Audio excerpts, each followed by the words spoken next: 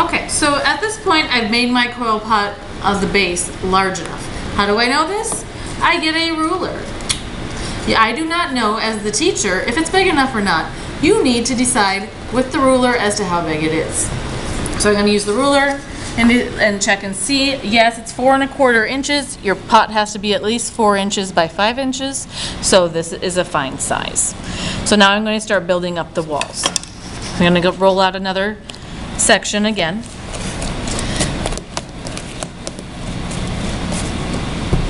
You may need to move your coil pot out of the way. Remember, you're doing it on this clay board so that you can keep your tabletop from getting super messy.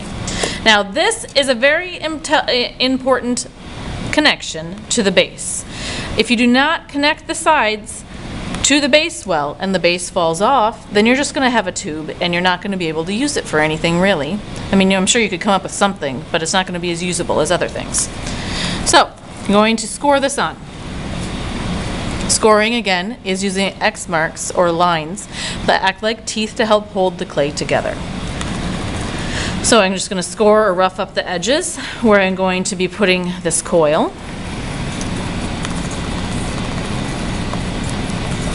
And I'm going to score the coil that I'm going to apply on there. I'm going to tap my water on, creating my slip. Tap the water on here. Okay.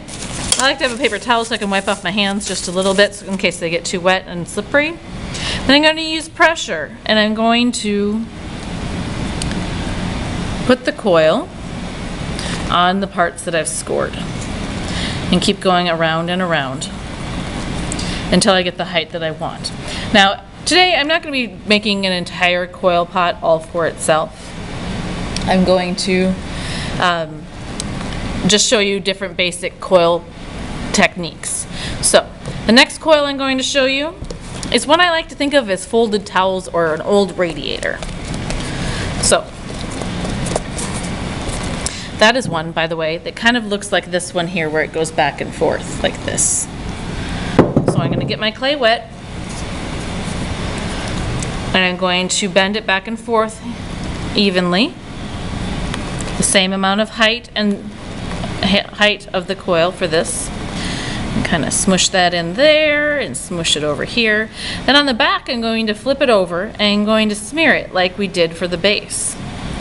This way you don't have to score and slip in between every single piece of clay, which is highly tedious and I totally understand. So smear it together like this, that makes it more stable, and then you would score and slip it onto your pot. So you're going to score the bottom pieces and wherever you're going to attach it, you're going to tap the water again, and wiggle it on. Now, some of you make really large score marks when you're doing this. Like this may be showing right here. You want to smear these out. It is not attractive or pretty when you have all these ugly cut lines all over your clay that are not on purpose. We want to stay away from accidental texture. We want to do texture on purpose. And I'm smoothing it out on the back. And you would continue making those all the way around in a row if that's what you wanted to do, such as this person did here. Okay, another type of coil that you could make, I think of as the sort of like a dollar sign or a really curly S.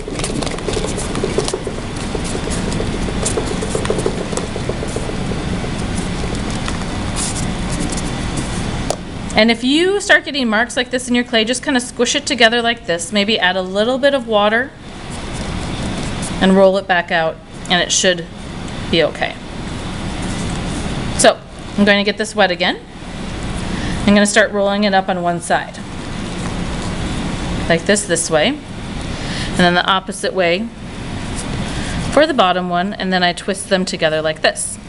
Now, it's going to come apart pretty easily, so just like the radiator one that I just showed you, you're going to smear the back again. Like that. And then you would again score and slip it on there and score and slip it to the next piece of clay. Another easy one or one that students like a lot, is the twisted one, where you just roll it out.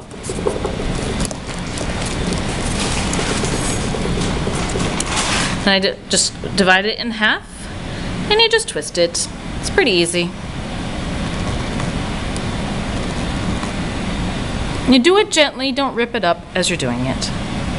And smear it, or you take off that extra, and then you would score and slip that onto your vase. I think we understand scoring and slipping at this point, so that's why I'm not showing you again. Another one are triangles and squares. Kids like this one also. So it's similar to the swirl. You're going to get it wet, and you're going to start swirling it up. I'm going to wipe off my fingers because they're a little bit wet. Start up with a swirl. Then you're going to give it a pinch this way. Don't pinch it this way because you'll just squish it. Pinch it to make a corner. And then you pinch it to make a corner. I'll make a triangle on this one. Pinch it so that we have our third corner. And every time you turn the corner, you give it a little pinch. Make it whatever size you want it to be. If you only want it that big, then you make it that big and you smear it onto the rest of the coil. And if you like, you can again flip it over so it's consistent with the rest of the coils to smooth it out on the back. And then score and slip it onto your pot. I would suggest as you're creating your coils that you have at least one straight coil in between all of the fancy coils to help with structure and help to have things attached to one another. Because if I were to just start putting some other kind of fancy coil on top of here, it wouldn't have a ton of things to attach to and you would have structural issues and it could fall apart. One other thing to keep in mind as you're creating your coil pot is that if you want this to be waterproof, you have to fill in all of these holes that you can see down here with extra clay, and you're going to have to smooth it all out. If you don't care about that, you do not have to fill in those holes. So I hope that helps you to remember how to make a coil pot, and that if you have any questions, please let me know.